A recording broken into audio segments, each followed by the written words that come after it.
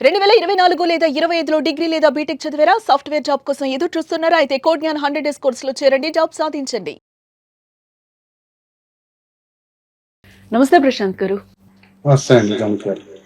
Yes sir. Sir అందరూ కూడా మనం ఈ మధ్య కాలంలో చూస్తుంటే డిజిటల్ గోల్డ్ ఎక్కువగా కొంటూ ఉన్నారు. అది మనం చూస్తూనే ఉన్నాం. లైక్ ఫోన్‌పే అవ్వచ్చు, గూగుల్ పే అవ్వచ్చు, లేకపోతే జార్ యాప్ అని ఒక యాప్‌లో కూడా సొంతంగా కొనుక్కుంటూ ఉన్నారు. సెబీ కూడా వార్నింగ్ ఇచ్చినట్లుగా తెలుస్తుంది. ఒకసారి దీని గురించి ఎక్స్‌ప్లెయిన్ చేస్తారా? ఒక అవేర్‌నెస్ క్రియేట్ చేయడానికి.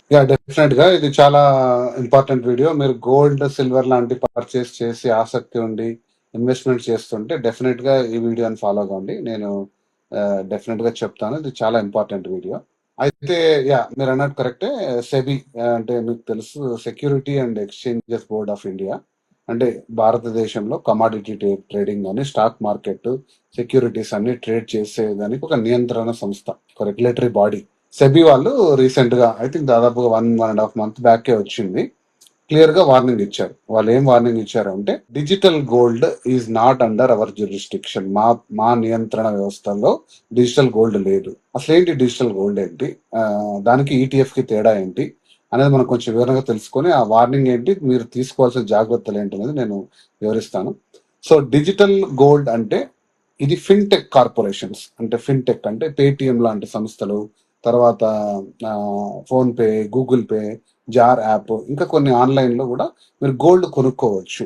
ఓకే, దీంట్లో వీళ్ళు చెప్పేది ఏంటంటే, ఎంత మొత్తంలో అయినా పెట్టుకోవచ్చు. 100 రూపీస్ పెట్టచ్చు, 500 రూపీస్ పెట్టచ్చు. దానికి తగ్గ గ్రామ్స్, 0.01 గ్రామా, 0.5 గ్రామ్సా, సో మీరు తీసుకున్న ఆ రోజు ఎక్స్చేంజ్ వాల్యూ ప్రకారంగా మీకు గోల్డ్ అలొకేట్ చేస్తారు. సో అది క్యాష్ రూపంలో అలానే ఉంటుంది. మీరు ఎప్పుడైనా సరే ఏ రోజైనా వచ్చి అమ్ముకోవచ్చు. అమ్ముకున్నప్పుడు ఆ రోజులో ఏ రేట్ ఉంటే ఆ రేటు ప్రకారంగా మీకు అమౌంట్ ఇచ్చేస్తారు. అందులో ఏం ప్రాబ్లం లేదు. ఓకే, సో ప్రాబ్లం ఎక్కడ వస్తుందంటే, అందులో రెండో ఆప్షన్ ఉంటుంది, డెలివర్ ఫిజికల్లీ. అంటే మీరు దాన్ని గోల్డ్ కూడా ఇంటికి తీసుకోవచ్చు. ఓకే, సో అన్నప్పుడు దానికి వస్తాయి. కాకపోతే నాకు తెలిసింది ఏంటంటే, అమెజాన్ లాంటి సంస్థల్లో కూడా తీసుకుంటే ఒక 10లో 2-3 డెలివరీ చేయలేకున్నారు. ఓకే, సో వాళ్ళు, మీరు ఎంత మొత్తం అయితే మీరు తీసుకుంటారో దాని ఫిజికల్ గోల్డ్ చేసుకుని వాల్ట్ లో సేవ్ చేయాలి. సో ఆ వాల్ట్ లో పెట్టుకోవాలి అంటే, అది గ్యారంటీ పెడుతున్నారా లేదా అనేది మనకు తెలియదు. ఒక నియంత్రిత సంస్థ అంటే ఆర్బీఐ గైడ్ లైన్స్ లో కానీ, సెబీ గైడ్ లైన్స్ లో కానీ వాళ్ళు ఇంత ట్రాన్సాక్షన్ జరిగింది, ఇంత మనీ మేము ఇంత గోల్డ్ కొన్నామని చెప్పే అధికార సంస్థ కూడా లేదు. కాబట్టి మీరు డెఫినెట్ గా దాన్ని నమ్మారంటే ఇబ్బంది పడతారు. అదే సెబీ కూడా చెప్పింది, నేను కూడా చెప్తున్నాను. మీరు గోల్డ్ ఫిజికల్ రూపంలో కొనండి. ఎందుకంటే దానికి బ్యాకింగ్ లేకుండా రేపు సడన్ గా డౌన్ ఫాల్ అయిపోయినప్పుడు మీరు గోల్డ్ ఇవ్వండి, లేదా పెరిగిపోయింది విపరీతమైన ప్రైస్ పెరిగినప్పుడు అమ్మగడానికి కానీ, లేదా ఫిజికల్ గోల్డ్ మీకు డెలివరీ అయితే వాళ్ళు ఇచ్చే పరిస్థితి లేదు. కాబట్టి ఇటువంటి ఇర్రెగ్యులర్ నడుస్తున్న ఈ ఫిన్టెక్ కార్పొరేషన్స్ లో మీరు జాగ్రత్త వహించండి. అంటే ఫోన్ పే, గూగుల్ పే ఇవి చాలా పెద్ద సంస్థలు కదా, మరి వీటికి భయపడేది ఏంటంటే, సో మీకు తెలుసు, చాలా పెద్ద పెద్ద పేరున్న బ్యాంకులు కూడా మీరు డిపాజిట్ చేసిన అమౌంట్ ని తిరిగి ఇవ్వలేని పరిస్థితుల్లో ఈటీఎఫ్స్ లోకి వెళ్ళండి. ఈటీఎఫ్స్ గురించి నేను చాలాసార్లు చెప్పాను. ఈటీఎఫ్స్ వేరే, డిజిటల్ గోల్డ్ వేరే. డిజిటల్ గోల్డ్ ని మీకు ఏదైతే ఫిన్టెక్ కార్పొరేషన్స్ చేస్తున్నాయో, కాకపోతే ఈ ఈటీఎఫ్ ని సెబీ, అంటే సెబీ మానిటరింగ్ లో ఉన్న స్టాక్ ఎక్స్చేంజ్ బోర్డ్ లో ఇవి ట్రేడ్ అవుతాయి. ఎన్ఎస్సి, బిఎస్సి లో గోల్డ్ స్టాక్స్ గా, అంటే ఈటీఎఫ్ ఎక్స్చేంజ్ ట్రేడెడ్ ఫండ్స్ గా ఇవి ట్రేడ్ అవుతాయి. వీటికి సెక్యూరిటీస్ ఉన్నాయి. అంటే దానికి ఒక ఇండెక్స్ వాల్యూ ఉంటుంది కదండి, స్టాక్ ప్రైస్ ఉంటుంది కదా, యూనిట్ వాల్యూ. అది మీరు పర్చేజ్ చేసిన రోజుల తర్వాత పెరిగితే పెరిగినట్టు, తగ్గితే తగ్గినట్టు, short term capital gain, long term capital gain, ఇవన్నీ కూడా అప్లికబుల్ ఉంటాయి. కాకపోతే వీటికి కూడా ఫిజికల్ గోల్డ్ కి మధ్య కొంచెం డిఫరెన్స్ ఉంటుంది. దానికి నేను సపరేట్ వీడియో చేశాను ఇంతకు ముందు, మళ్ళీ కూడా చెప్తాను. ఈటీఎఫ్ గురించి సపరేట్ గా ఎలా కొనాలి, అసలు ఏంటి ఈటీఎఫ్ లో ఏది చూస్ చేసుకోవాలి, ఎటువంటి సంస్థల్లో మీరు పెట్టుబడి పెట్టాలి, అసలు ఫిజికల్ గోల్డ్ బెటరా, ఈటీఎఫ్స్ బెటరా, లాంటి అనాలిసిస్ కూడా మనం ఇంతకు ముందు చేస్తున్నాము. మళ్ళీ ఒకసారి నేను సపరేట్ వీడియో చెప్తాను. బట్ ఈ వీడియోలో ఈటీఎఫ్స్ కి, డిజిటల్ గోల్డ్ కి చాలా తేడా ఉంది. ఈటీఎఫ్స్ మానిటరింగ్ బాడీ, రెగ్యులేటరీ బాడీలో ఉన్నాయి. వాటికి కొంచెం వరకు సెక్యూరిటీ ఉంది. బట్ దాని ప్రైసెస్ కూడా చాలా ఫ్లక్చుయేట్ అవుతాయి. ఎందుకంటే ఫిజికల్ గోల్డ్ ప్రైసెస్ ఫ్లక్చుయేట్ కావడానికి కారణం ప్రధానంగా ఈక్విటీ మార్కెట్ లో ఎక్స్చేంజ్ ట్రేడెడ్ ఫండ్స్ ఉండడమే. ఎందుకంటే ప్రపంచవ్యాప్తంగా గోల్డ్ కొంటున్నారు అంటే, గోల్డ్ అందరూ ఫిజికల్ గా కొనట్లేదు.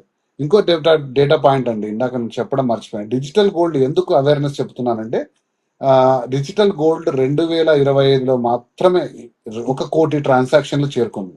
1 కోటి ట్రాన్సాక్షన్స్. ఇండియాలో ఇప్పుడు దాదాపుగా 17% gold, 15% to 17% purchases digital gold చేస్తున్నారు.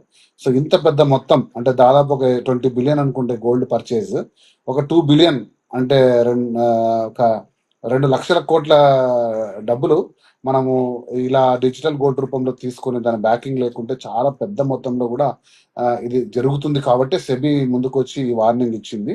సో మీరు దయచేసి కాషన్. ఓకే, చాలా మంది నేను చూశాను. ఇన్ఫాక్ట్ నేను మా ఇంట్లో మా ఫ్యామిలీలో కూడా మా పెద్దవాళ్ళు కూడా ఈ ఫోన్ పేలో తీసుకున్నానని చెప్తుంటే నేను చాలా ఆశ్చర్యపోయాను. మరి డెలివర్ చేయమని చెప్పు అని నేను ఆర్డర్ పెట్టంటే ఎందుకు, పెరిగినప్పుడు అమ్ముదామనే రూపంలో వచ్చినప్పుడు నేను అనుకున్నాను అవేర్నెస్ వీడియో చేయాలి, అది మీ ద్వారా చెప్పాలి ఖచ్చితంగా. ఎందుకంటే సెబీ వచ్చి వార్నింగ్ ఇచ్చిన తర్వాత ప్రతి ఒక్కరు కూడా తెలుసుకోవాలి డిజిటల్ గోల్డ్ వైపు నాలెడ్జ్ పెంచుకొని మీరు ఇన్ఫార్మ్డ్ గా తీసుకోండి. మీకు నమ్మకం ఉంటే తీసుకోండి, కానీ ఇది ఇది ఇరెగ్యులేటరీ బాడీ. సో కాబట్టి ఈటీఎఫ్ వైపు అయినా ఫిజికల్ గోల్డ్, ఆర్నమెంట్ గోల్డ్ యాక్చువల్గా స్కీమ్స్ సార్ లో ఇక్కడ మీరు తీసుకుంటే చెప్పినట్టు స్టార్టింగ్ లో ఒక ఫోన్ పే గూగుల్ పే అనేది మనం డబ్బులు ఎంత జాగ్రత్తగా దాచుకుంటున్నామో దాంట్లో ఉంటాయి కదా అని ఇక్కడ ఓవర్ నమ్మకం ఎక్కువైపోయి ఈరోజు గూగుల్ పేలో ఫోన్ పేలో ఇలా డిజిటల్ గోల్డ్ కొంటున్నారు అని అనుకోవచ్చు అని అంటారా? కానీ అక్కడ ఏంటంటే మీరు చెప్పినట్టు ఆ వ్యాలెట్లో మనకి అమౌంట్ కనిపిస్తూ ఉంటుంది, మన పైసలు ఎంత ఉన్నాయి దాంట్లో అనేది మనకు కనిపిస్తుంది. ఓ పక్కన కాయిన్ అనేది తిరుగుతూ ఉంటుంది, అది ఎంత కొన్నాం 0. సమ్ అనేది ఏదో మనకి కనిపిస్తూ ఉంటుంది. అంటే ఇప్పుడు అది మీరు చెప్పేదాని ప్రకారం అది ఆర్డర్ పెట్టుకుంటారా సార్, లేకపోతే దాన్ని అలానే ఉంచుకొని డే బై డే పెరుగుతుందిలే ఇంకొంచెం కొన్నట్టు అవుతుంది, ఒక 100 గ్రామ్స్ అనో లేకపోతే ఒక 10 గ్రామ్స్ అనో అట్లా అవుతుంది అని అనుకుంటారా? ఏంటి అసలు ఇక్కడ? అంటే ఆ మనీ మళ్ళీ మనం కావాలి అంటే డ్రా చేసుకోవచ్చా, విత్డ్రాయల్ మన అకౌంట్కి మళ్ళీ వ్యాలెట్కి పెట్టేసుకోవచ్చా ఏంటి సార్? అక్కడ కూడా మళ్ళీ అంటే నేను జార్ది అయితే నా ఫ్రెండ్ సజెషన్ మీద నేను కూడా జార్లో చేశాను. యాక్చువల్లీ చేసినప్పుడు ఏంటంటే దాంట్లో కూడా ఒక 100 రూపీస్ అట్లా మనకి కట్ అవుతుంది. అంటే ఆటో డెబిట్ సార్, అంటే మనం 10 రూపీసా 20 రూపీసా ఒక ఛాయ్కి అయ్యే ఖర్చులు ఉంటాయి కదా, అది ఏదో మనం దీంట్లో పెట్టుకుందాము అనేది ఏదో కొద్దిగా సేవింగ్ లాగా ఉంటుంది అని అనుకోవచ్చు. అంటే అప్పటికి అంత అవేర్నెస్ లేదు నాకు కూడా. ఒక 3 years బ్యాక్ నేను జార్ యాప్ని చూశాను, బట్ ఇప్పుడైతే క్లోజ్ చేసేసాను, దాన్ని అయితే నేను పెట్టుకోలేదు. ఇట్లాంటివి నాలాగా ఎంతో కొంత ఎడ్యుకేట్ అయిన వాళ్ళం కూడా ఇలాంటి మిస్టేక్స్ చేస్తూనే ఉంటాం, అంటే చాలా సేఫ్గా ఉంటుందేమో అని చెప్పి. యా, సో రైట్ పాయింట్స్ మీరు చెప్పారు. సో అందు గురించే మనం అవగాహన చేస్తున్నాము. సో ఒకటి చినండి.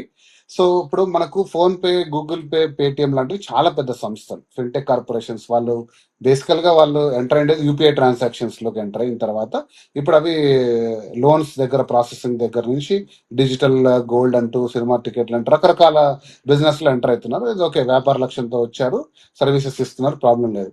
కానీ ప్రధానంగా మీరు గమనించాల్సింది, బాగున్న రోజుల్లో అన్ని బాగుంటాయండి. సో ఇప్పుడు బ్యాంక్ ఉందండి, పెద్ద పెద్ద బ్యాంకులు ఉన్నాయి. బ్యాంకులు ఎందుకు దివాలా తీసాయి? బట్ బ్యాంకులకు కూడా రెగ్యులేటరీ బాడీ ఉంది, ఆర్బీఐ ఉంది కదా. సో బ్యాంకులకు అట్లీస్ట్ అంటే ఒక 100 రూపాయలు డిపాజిట్ కలెక్ట్ చేశావు అంటే బ్యాంక్స్ మ్యాండేటరీగా అందులో ఒక 25% క్యాష్ రిజర్వ్ రేషియో అంటారు, ఆర్బీఐ దగ్గర డిపాజిట్ చేయాలి సెక్యూరిటీగా. సో డిపాజిట్లు మొత్తం తీసుకెళ్లి మనం మళ్ళీ లెండింగ్ చేయలేరు బ్యాంక్స్. ఎందుకంటే రేపు పొద్దున బ్యాంక్ కట్టలేని పరిస్థితుల్లో డిపాజిట్లకు తిరిగి ఇవ్వలేని పక్షంలో ఆర్బీఐ కొంత మొత్తం రికవరీ చేసి ఇస్తుంది.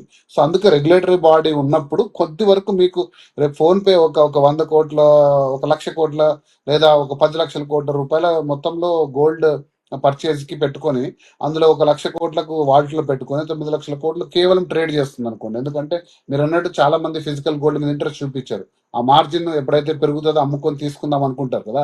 సో కాబట్టి సడన్ గా పడిపోయింది, అందరూ గోల్డ్ డిమాండ్ చేస్తున్నారు. అందరూ వచ్చేసి గోల్డ్ అడిగారు, నాకు డబ్బులు వద్దు, అందరు గోల్డ్ అడిగారు 10 లక్షలకు. వాళ్ళ దగ్గర లేదు.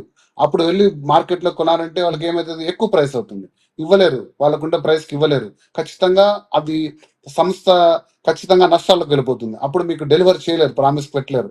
అప్పుడు మీరు ఏ బాడీ దగ్గరికి వెళ్ళి ఎక్కడికి వెళ్ళి మొత్తుకున్నా కూడా సో ఇది రెగ్యులేటరీ బాడీ లేదు, ఇది మీ రిస్క్ తో మీరు కొన్నారు కాబట్టి మీకు తిరిగి ఇచ్చే అవకాశం లేదు అంటారు.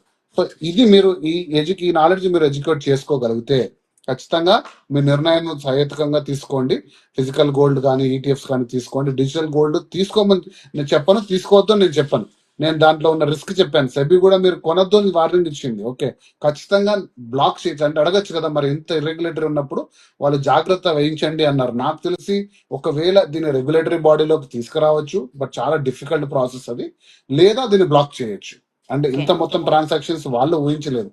ఏదో చిన్న ట్రాన్సాక్షన్స్ అనుకున్నారు కానీ 1 కోటి ట్రాన్సాక్షన్స్ జరిగాయి, 10% డిజిటల్ గోల్డ్ కొంటే 17% వరకు వెళ్తుంది అంటే చాలా పెద్ద మొత్తంలో లావాదేవీలు జరుగుతున్నాయి. కాబట్టి దీని మీద నియంత్రిత సంస్థ సెబీ ఒక డెసిషన్ తీసుకోవాలి, లేదా ఆర్బీఐ ఒక డెసిషన్ తీసుకోవాలి, లేదంటే దీన్ని బ్లాక్ చేయాలి. ఎందుకంటే దీంట్లో పెద్ద రిస్క్ ఉంది. నేను ఇందాక చెప్పినట్టు ఒక్కసారిగా ఫిజికల్ గోల్డ్ డిమాండ్ పెరిగినప్పుడు డెలివర్ చేయలేకపోతే లక్షల కోట్ల రూపాయలు మనకు తెలియకుండా ఆవిరైపోతాయి. కాబట్టి అందరూ కూడా జాగ్రత్త వహించి మీరు తీసుకున్న పెట్టుబడి 1 రూపాయిని కూడా సురక్షితంగా పెట్టుకోండి. దాన్ని ఫిజికల్ గోల్డ్ డెలివర్ చేయించుకోండి, ఏముంది. మీరు కావాలన్నప్పుడు దాన్ని ఎక్కడైనా అమ్మొచ్చు కదా. 24 క్యారెటే మీరు వాళ్ళు కొనేది అమ్మేది కదా. సార్ ఇప్పుడు ఏ 21, టైంలో 22 అయినా క్యారెట్. సెబీ ఒక వార్నింగ్ ఇచ్చింది కాబట్టి మనకి, అంటే మీరు చెప్పేదాని ప్రకారం అది ఎప్పుడు ఏదవుతుందో తెలియని సిచ్యువేషన్ లో ఇప్పుడు ఎవరైతే ఈ డిజిటల్ గోల్డ్ కొనున్నారో, లైక్ ఫోన్ పే అవ్వచ్చు, గూగుల్ పే అవ్వచ్చు, ఇట్లా మనం చెప్పుకునే కొన్ని యాప్స్ అవ్వచ్చు, వాటిలో ఇప్పుడు తీసేసుకోవడమే బెటర్ అంటారా సార్? విత్డ్రావల్ పెట్టేసుకుంటేనే బెటర్ అని చెప్తారా? అది నేను వ్యక్తిగతంగా నేను చెప్పలేనండి, చెప్పకూడదు కూడా.